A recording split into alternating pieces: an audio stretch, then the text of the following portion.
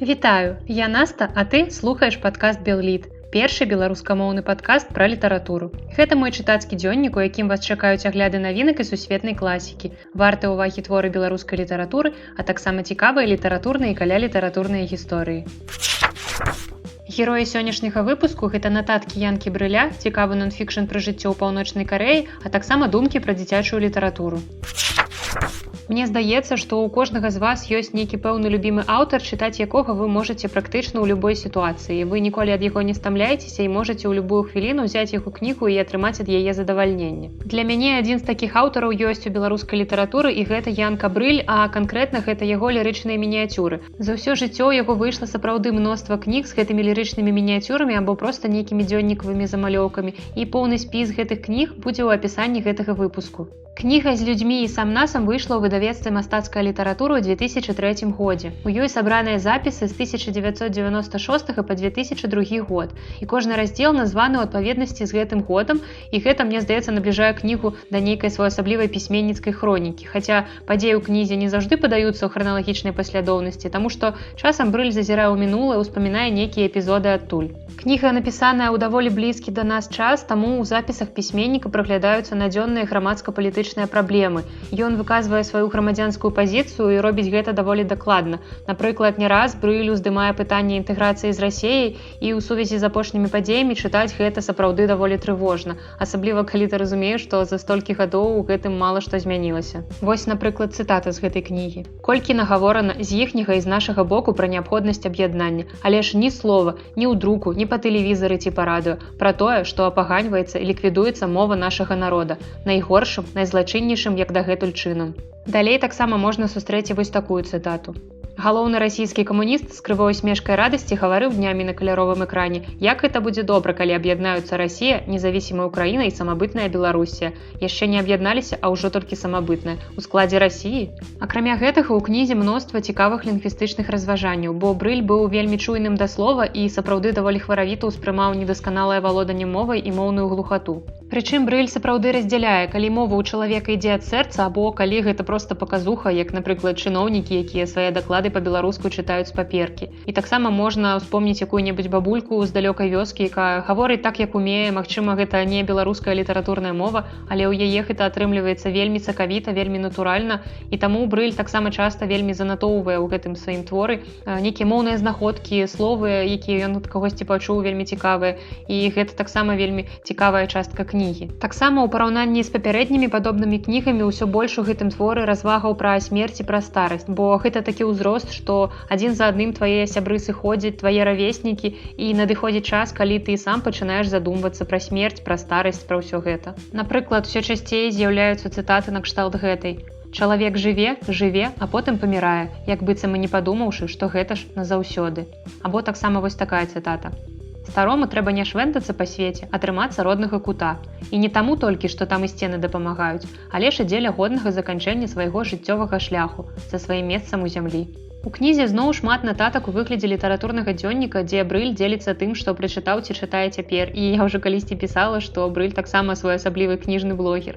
Вось, напрыклад, такая цытата. Адрываючыся ад старонак серба Міларада Павіча, яго пейзажа, нарисованага чаем, думалася, што чытаючы добрую кнігу, і сам, здаецца, робіся разумнейшым, таленавіцейшым. Брыль не быў бы брылём, калі б не занатоўваў стан навакольнай прыроды. Кніга поўніцца сакавітымі апісаннямі, напрыклад, духмяныя хронкі Бэзу ці палёт жораваў. Хапае ў кнізе вясёлых і амаль анекдатычных сітуацый з жыцця. Напрыклад, пісьменнік расказвае, як аднойчы ў Браціславе яго пазнаёмілі з мясцовым карэспандэнтам газеты. Той аказаўся беларусам паводле паходжання. І прызнаўся, што зачытваўся ў школе палескімі рабінзонамі, а таксама іншымі творамі Брыля. Брыль на гэта з усмешкай падзякаваў, бо не захацеў псаваць чалавеку ўражанне ад сустрэчы з любімым пісьменнікам дзяцінства, хоць гэта быў і не ён. І тут жа Брыль успамінае падобную гісторыю, як ён выступаў у 95-м годзе на адкрыцці помніка Алесю Адамовічу, а ўвечары па тэлебачанні перадалі сюжэт пра гэта і сказалі, што там былі Васіль Быкаў, Рыгор Барадулін і Янка Маур. І далей апісвае яшчэ некалькі падобных гісторый, калі яго блыталі з Янка Маурам, таму што проста яны абодва янкі. Таму, калі вы шукаеце добрую кнігу, якую можна чытаць невялікімі ўрыўкамі, і нібыта гэта нейкі старэйшы, больш вопытны і больш мудры сябар вам нешта расказвае, то вельмі раю вам звярнуць увагу на зборнікі лірычных мініяцюр Брыля. У гэтым жанры ў нашай літаратуры ён проста недасяжны майстар. А зараз мы пагаворым пра адну з самых актуальных тэм апошняга часу, куды падзеўся Кім Чен Ын. Бо паўночна-карэйскі лідар вельмі даўно не з'яўляўся на публіцы, таму ўвесь інтэрнэт запоўнены тэорыямі, што магло з ім здарыцца. Напрыклад, яго знікненне ў першую чаргу звязваюць з каранавірусам, таму многія ўпэўненыя, што на гэтым свеце Кіма ўжо няма. Але вы ж не думалі, што я зараз вам буду расказваць пра знікненне Кім Чен Ына. Насамрэч не, мы пагаворым трошкі пра Кім Чен Ына, трошкі пра яго сваякоў, але насамрэч я раскажу вам пра кнігу амерыканскай журналісткі Барбары Дэмік, якая называецца «Повседневная жизнь в Северной Корее». Русский пераклад гэтай кнігі выйшаў у выдавецтве Альпіна ў 2013 годзе. Я купил журнал «Корея», там тоже хорошо. Мне ўвогуле здаецца, што паўночная Карэя гэта такі інстаграм, дзе людзі з усёй моцы спрабуюць паказаць прыгожую карцінку, хаця ў рэальнасці ў іх адбываецца сапраўдны трэш. І да гэтага часу я думаю, што КНДР гэта нейкі вялікі эксперымент, нібыта нехта загуляўся ў гульню цывілізацыі. Прыкладна ў сярэдзіне гэтай кнігі я проста стамілася здзіўляцца або заміраць ад страху, таму што ўсё, што там адбываецца, гэта сапраўдны тэатр абсурду. Тут мне ўспомнілася падлеткавая кніга Тода Штрасера, якая называецца «Хваля». Там настаўнік спрабаваў растлумачыць дзецям сутнасць нацызму, бо да школьнікаў не даходзіла, чаму немцы не супраціўляліся, бо яны ж разумелі, да чаго вядзе кіраўніцтва іх краіны. І мне падумалася, што такая ж кніга патрэбная пра паўночную Карэю, толькі яе жыхары ў адрозненне ад немцаў увогуле не здагадваюцца, што ў іх краіне нешта не так. Яны проста вераць у правадыра і светлую будучыню. Вось толькі некалькі прыкладаў абсурднасці паўночна-карэйскага жыцця, якія прыводзяцца ў кнізе. Напрыклад, гісторыя спадарыні Сон, якая працавала на фабрыцы, і на гэтай фабрыцы кожную пятніцу пасля працы праводзіліся сходы па самакрытыцы. Усе супрацоўнікі па чарзе ўставалі і дакладвалі калектыву пра свае памылкі. Сапраўды, заўсёды карысна прызнаваць свае памылкі, абмяркоўваць іх з калегамі, але калі гэта робіцца ў прыемнай сяброўскай абстаноўцы, а не там, дзе кожны калега можа на цябе данесці дзеля ўласнай выгады. Або вось, напрыклад, кампанія па зборы начных адходаў з туалетаў. Бо ў КНДР была праблема з пастаянным недахопам хімічных угнаенняў, таму ў якасці гною вырашылі выкарыстоўваць чалавечыя экскрэменты. Штотыдзень кожная сям'я павінна была напоўніць вядро і некалькі кіламетраў несці яго да склада, і звычайна гэта рабілі дзеці. За гэтае вядро давалі картку, якую можна было абмяняць на ежу. І ў прынцыпе тут все лагічна, все, што з'еў, яно перапрацоўвалася табой і давала магчымасць атрымаць новае паліва для арганізма.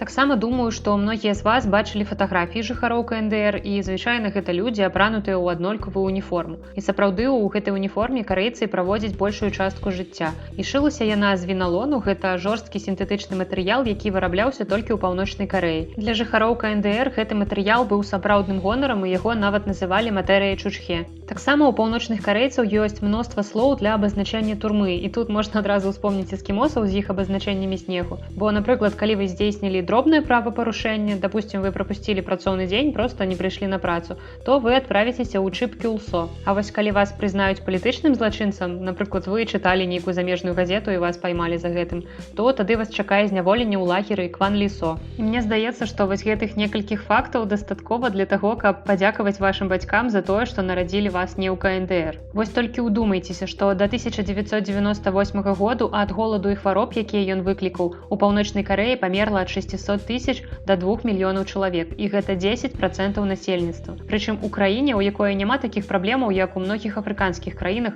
у якіх адсутнасць вады і харчавання часцяком не залежыць ад людзей. Больш развітыя краіны пастаянна накіроўвалі ў КНДР гуманітарную дапамогу, але, як вы думаеце, ці паступала яна да жыхароў? В прынцыпе, часткова нешта і паступала. Напрыклад, за грошы мясцовыя жыхары маглі купіць некаторыя з гэтых прадуктаў на чорным рынку. Вось задумайцеся, купіць тое, што бясплатна накіроўвалася ім у дапамогу. Але большая частка гуманітаркі ўсё ж асядала ў больш забяспечаных слаёў паўночна-карэйскага насельніцтва, напрыклад, у чыноўнікаў або ў кіраўніцтва краіны. І колькі б дыетолагі і розныя фітнес-блогеры не казалі пра тое, што ежа гэта толькі паліва для функцыянавання арганізма і не трэба на ёй зацыклівацца, узводзіць яе ў культ, але гэта ўсё пустыя словы, пакуль твой халадзільнік поўны. І вельмі лёгка не задумвацца пра ежу, калі табе не трэба штодня думаць пра тое, як яе здабыць, і не проста не думаць пра ежу, калі ў цябе яе няма. Бо пагадзіцеся, што немагчыма ацаніць прыгажосць навакольнага свету ці займацца самаразвіццём і банальна працаваць, калі ў цябе ў страўніку пуста, а для жыхароў паўночнай Карэі кожны дзень ператвараўся ў барацьбу за ежу. Мяне вельмі ўразіла ў кнізе гісторыя доктара Кім, якая адважылася здзейсніць уцёкі ў Кітай. а для гэтага трэба бродам перасекчы раку Туманган, бо гэта самы папулярны спосаб уцёку з паўночнай Карэі. Дзяўчына выбралася з ракі з кітайскага боку і неяк дабралася да бліжэйшага населенага пункта і літаральна ўвалілася ў незачыненую брамку аднаго з двароў. І там яна ўбачыла металічную міску з ежай, якая стаяла на зямлі. І гэта вельмі здзівіла дзяўчыну, бо калі яна прыгледзелася, то ўбачыла, што ў місцы ляжаць рыс і мяса. І дзяўчына нават не змагла ўспомніць, калі яна ў прынцыпе ў апошні раз ела чысты рыс, і тут ужо не кажучы пра мяса. І дзяўчына раптам пачула сабачы брэх, і ёй стала ўсё зразумела. І вось наступныя словы аўтара, яны увогуле ледь не прымусілі мяне плакаць ад уласнай бездапаможнасці. Собаки в Китае питались лучше, чем врачи в Северной Корее.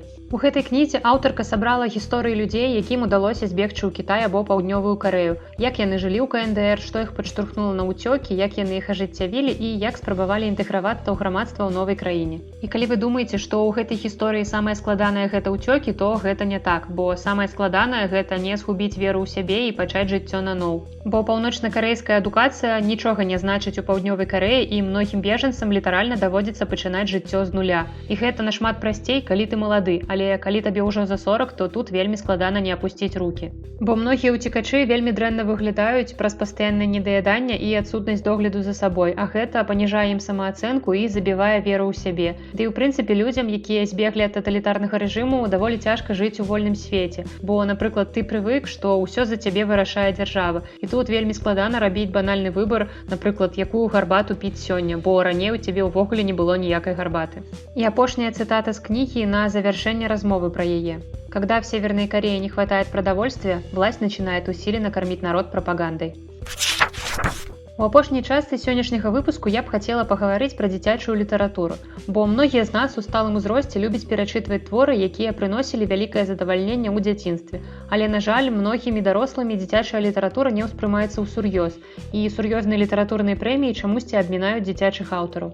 Напрыклад, ці можаце вы ўявіць, каб Джан Роулінг атрымала Нобелеўскую прэмію? Але гэта было б нядрэнна, улічваючы, які ўнёсак у сусветную літаратуру і культуру яна зрабіла. Прыклад Гарры Поттера паказвае, што калі дзіцячая кніга напісаная цудоўна, то ад яе будуць у захапленні людзі любога ўзросту. І, дарэчы, калі вы плануеце перачытваць Гарры Поттера, я, напрыклад, раблю гэта раз на некалькі гадоў, то майце на ўвазе, што летась у выдавецтве Янушкевіч выйшаў беларускі пераклад першай часткі гэтай кнігі. Спасылка будзе ў апісанні. Увогуле, дзіцячыя кнігі могуць вельмі моцна ўплываць на чытачоў, бо яны дапамагаюць ім развівацца і фарміраваць светапогляд. І гэта ж першая літаратура, да якой мы звяртаемся, яна сапраўды робіць для нас вельмі шмат.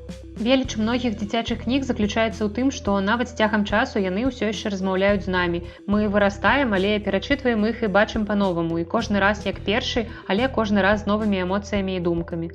Дзеці не дурнейшыя за нас, таму кнігі для іх павінны быць напісаныя якасна. І зразумела, што мы адразу бачым, якая кніга дзіцячая, якая дарослая. Але гэта не значыць, што дзіцячая больш прымітыўная, бо дзіцячыя кнігі гэта больш, чым проста яркія карцінкі і вясёлыя гісторыі пра дзяцей. Дзіцячую літаратуру адрознівае ад дарослай тое, што яна павінна быць дастаткова складанай, каб быць цікавай пэўнай мэтавай аўдыторыі, але пры гэтым не быць банальнай. І ў дзіцячай кнізе не варта звяртацца да пытанняў, якія дзецям проста не падыходзяць. І таксама трэба звяртаць увагу на лексіку. Бо мне ўспамінаецца гісторыя, як гадоў 7 таму я пачынала вучыць польскую мову і шукала дзіцячыя кнігі, каб менавіта з іх пачаць чытанне, бо мне здавалася, што там будзе больш простая лексіка і для пачатку чытання ў арыгінале гэта будзе добра. І вось я знайшла ў кнігарні одну гісторыю, там расказвалася пра дзяўчынку, якая разам з маці пераехала ў Варшаву, і там пайшла ў новую школу. І вось адзін з эпізодаў у самым пачатку кнігі, калі яна падыходзіць да ўваходных дзвярэй у школу, і далей апісанне, як яна адчыняе цяжкія ўваходныя дзверы, якія зробленыя з плексігласу. І тут я засмяялася, бо вельмі дарэчнае слова плексіглас для дзіцячай кніжкі, бо я не ведаю, які адсотак дзяцей ведае ўвогуле, што такое плексіглас, і, магчыма, гэта польскія дзеці, яны крыху больш адукаваныя. І многія з вас могуць падумаць, што я тут зараз расказваю такія банальныя рэчы, але паверце, я працую ў кнігарні амаль 4 гады і бачыла многіх чытачоў. І вы будзеце здзіўленыя, якая колькасць дарослых, і мне здаецца, што вось сярод тых, хто зараз мяне слухае, таксама ёсць такія людзі, якія лічаць дзіцячыя кнігі не вартым увагі прымітывам. І для сваіх дзяцей як бы яны купяць гэтыя кнігі, але каб самастойна такое чытаць і яшчэ і задавальненне атрымліваць, то не, такое ні за што. Напрыклад, пісьменніца Джанет Уінтэрсан добра заўважае, што ўяўленне не мае ўзросту. І я таксама дадам, што ніхто з нас не занадта дарослы для дзіцячых кніг. Проста даволі часта я чую такія пагарлівыя выразы кшталту «Фу, гэта ж дзіцячая кніга, навошта ты яе чытаеш?». Я такі снабізм зразумець не магу, таму лепш пайду перачытаю Астрыд Лінгрэн.